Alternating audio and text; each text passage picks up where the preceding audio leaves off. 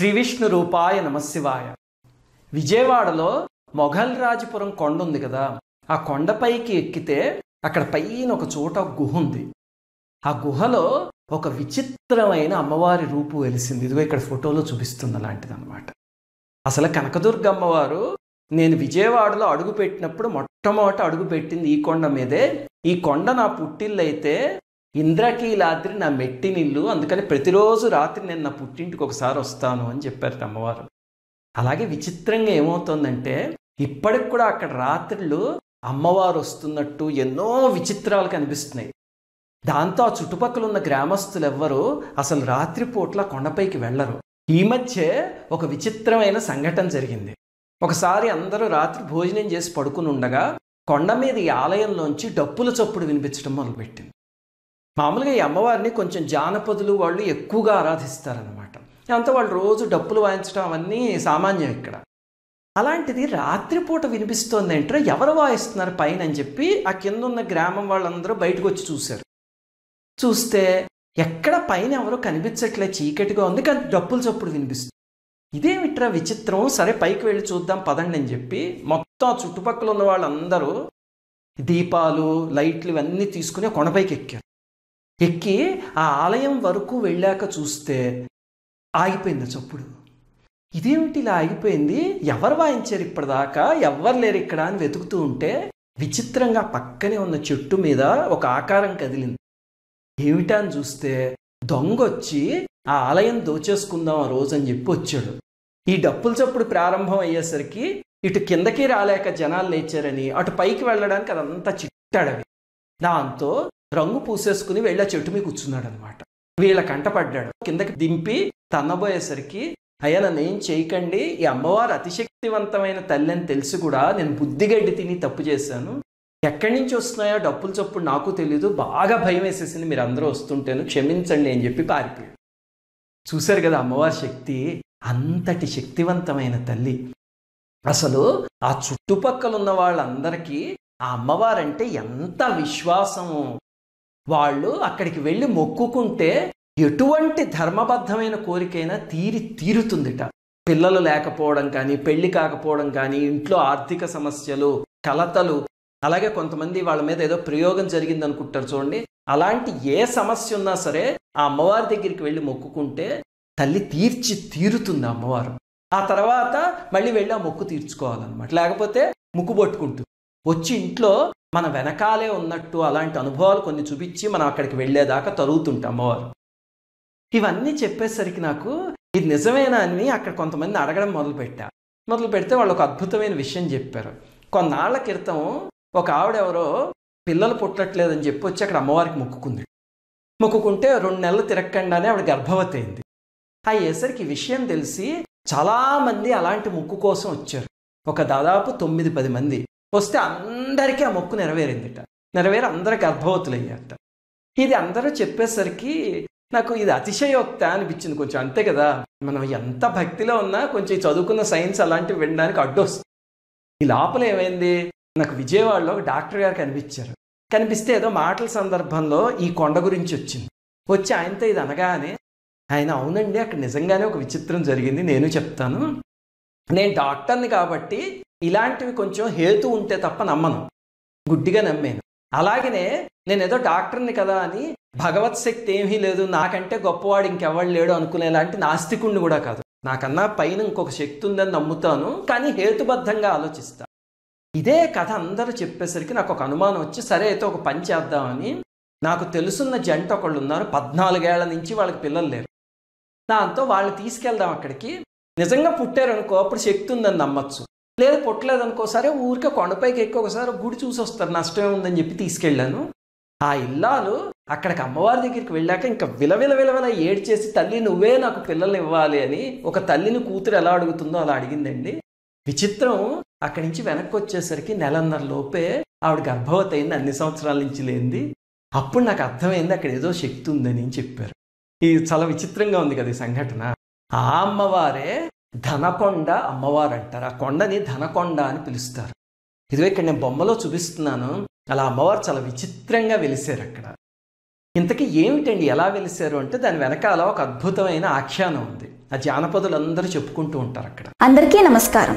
మన భారతీయ సనాతన ధర్మం గురించి, ఈ దేశంలోని మహనీయుల గురించి, ఆలయాల రహస్యాల గురించి ఎంతో పరిశోధన చేసి ఈ ఛానల్ని మీకు అందిస్తున్నాం.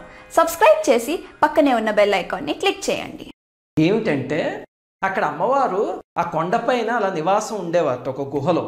అది ఎక్కడుంది అనేది ఎవరికి తెలియదు, కానీ చూచాయిగా ఈ ఫలానా ప్రదేశంలో ఉందని తెలుసు. ఎవరు అక్కడికి వెళ్ళేవారు కాదు. అయితే ఒక అతను రోజు ఈ గొర్రెల్ని వాటిని మేపుకుంటూ కొండపైకి తీసుకెళ్ళేవాట. తీసుకెళ్ళినప్పుడల్లా అతనికి అక్కడ గజ్జెల చప్పుళ్ళు, అలాగనే దివ్యమైన పరిమళము, కొన్నిసార్లు ఎవరో స్త్రీమూర్తి తిరుగుతున్నట్టు అలాగా కొన్ని కనిపిస్తే ఒకరోజు ఎలాగైనా అసలు అక్కడికి వెళ్ళి చూద్దాం, అక్కడ ఎక్కడో గుహ ఉందంటున్నారు కదా, అక్కడికి వెళ్దాం పదని చెప్పి వెళ్ళాడు. వెళ్ళేసరికి అక్కడ స్త్రీమూర్తి కనిపించిందట. కనిపించి ఎందుకు వచ్చావు నువ్వు ఇక్కడికి అని అడిగింది. ఇంత బొట్టు అవి పెట్టుకుని ఉండి. అడిగేసరికి అమ్మవారిని చూద్దామని వచ్చాను అన్నట్టు. అంటే అమ్మవారు కనిపిస్తే ఏం అడుగుతావు నువ్వు అంటే ఆలోచించి, అమ్మ ఈ జీవితం అసలు భరించలేకపోతున్నాను, పేదరికం ఇవన్నీను, అందుకని అమ్మవారు ధనం ఇస్తే కనుక కృతజ్ఞతలు చెప్పుకుంటాను అన్నాడు. అనేసరికి సరే అయితేనని చెప్పి అమ్మవారు ఇంత ధనం ఇచ్చి అతనికి, నీకు ఒక షరతు పెడుతున్నాను, నేను ఇక్కడ ఉన్నట్టు నువ్వు ఎవరికి చెప్పకు, నేను వ్యక్తం అవ్వదలుచుకున్నప్పుడు నేనే చెప్తా, అలాగే కిందకి వెళ్ళేటప్పుడు మళ్ళీ వెనక్కి తిరిగి చూడకు, ఈ రెండిట్లో ఏది చేసినా సరే శిల అయిపోతావు అని చెప్పారు. చెప్తే సంతోషంతో ఆ ధనం తీసుకుని కిందకు వచ్చేస్తూ కొండపై నుంచి 3వ మలుపు దగ్గరికి వచ్చాక, నిజంగా ఇంకా దేవత అక్కడ ఉన్నారా లేకపోతే నా భ్రమ, ఈ ధనం అంతా వచ్చింది కదా అని ఆతృత ఆపుకోలేక వెనక్కి తిరిగి చూసేట.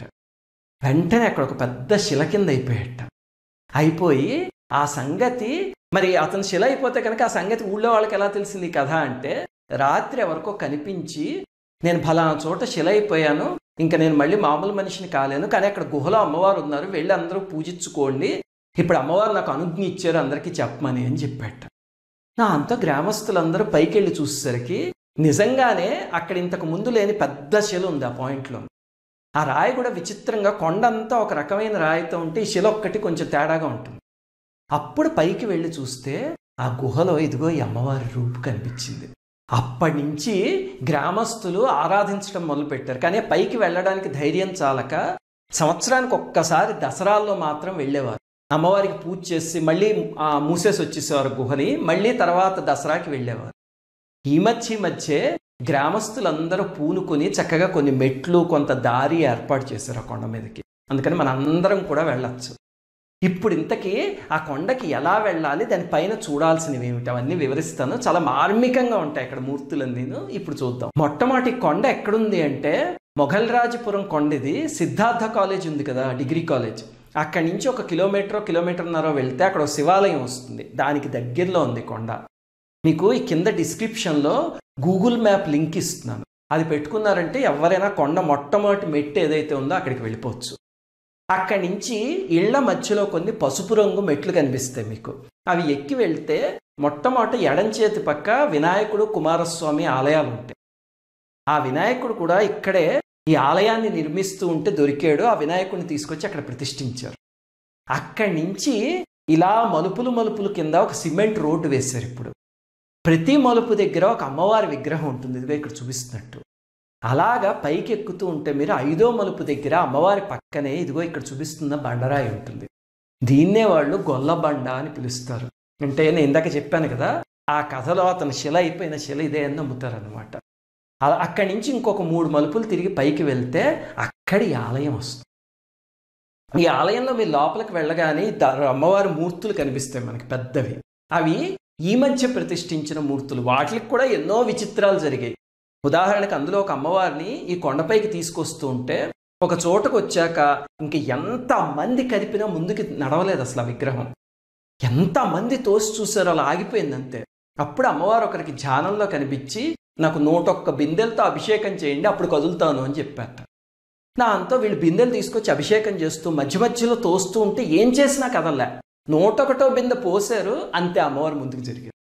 అలాంటివి ఎన్నో చిత్రాలు జరిగాయి అక్కడ. ఆ అమ్మవారి మూర్తులు ద్వారానికి ఇటుపక్క అటుపక్క ఉంటాయి. మధ్యలో ఒక చిన్న గుహ లాంటిది ఉండి అందులో ఈ అమ్మవారి మూర్తి ఉంటుంది. ఇప్పుడు నేను చూపిస్తుంది. ఈ మూర్తి చాలా మార్మికంగా ఉంటుంది. అసలు ఒక రాయి ఉండి దాని మీద 2 పాదాలు ఉంటాయి కింద. అంటే అమ్మవారు నేను మొట్టమొదటి ఇక్కడ అడుగు పెట్టాను అనడానికి గుర్తు ఏమో తెలియదు, కానీ 2 పాదాలు ఉంటాయి. దాని పైన చూస్తే ఇలా ఒక వృత్తాకారంలో ఉండి దాని మధ్యలో ఒక కన్ను ఉంటుంది, కన్ను లాంటి ఆకారం అన్నమాట. అది మామూలుగా అక్కడ ఉన్న వాళ్ళందరూ శ్రీచక్రం అది అంటారు, కానీ మనకి శ్రీచక్రం మధ్యలో కన్ను ఉండడం అనేది సామాన్యంగా అటువంటి ఆకారం ఎక్కడా చూడం, కానీ అది నిర్ధారితంగా తెలియదు, కానీ చాలా మార్మికంగా ఉంటుంది ఆ శిల. మీరు అక్కడ అమ్మవారిని చూశాక ఆలయం నుంచి బయటకు వస్తే పక్కనే మీకు మెటాలిక్ మెట్లు కనిపిస్తాయి. ఏవోలే అనుకుని వదిలేకండి, అక్కడ ఇంకో చిత్రం ఉంది. ఆ మెట్లు పుచ్చుకుని పైకి ఎక్కితే మీరు ఒక 10 మెట్లు ఉంటాయి అంతేను. ఆ పైన ఇంకొక గుహ ఉంది. అక్కడ స్థానికులు ఆ గుహలో ఈశ్వరుడు ఇలాగ ధ్యానమూర్తిలా కూర్చుని ఉన్నారు అని చెప్తారు. ఇదిగో ఇక్కడ చూపిస్తున్న మూర్తి అదే, కానీ అది కూడా చాలా మార్మికంగా ఉంటుంది. మీరు చూస్తే కనుక ఒక తల్లి ఎవరో అలా కూర్చుని ఉంటే ధ్యానముద్రలో గర్భంలో ఇంకొక పిల్లవాడు ఉన్నట్టు ఉంటుంది.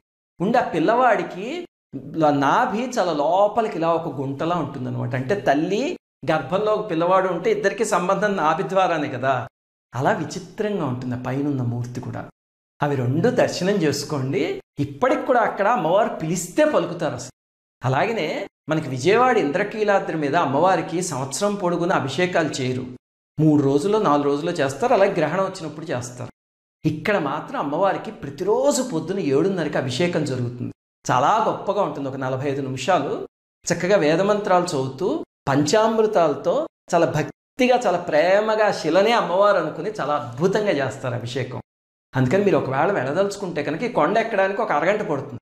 అందుకని పొద్దున్న 6:30కో అక్కడికి వచ్చేస్తే అరగంటలో కొండ ఎక్కి చుట్టూ ఉన్న ప్రకృతి చూడొచ్చు, 7:30 కల్లా అభిషేకంలో పాల్గొనొచ్చు. శ్రీమాత్రే నమః.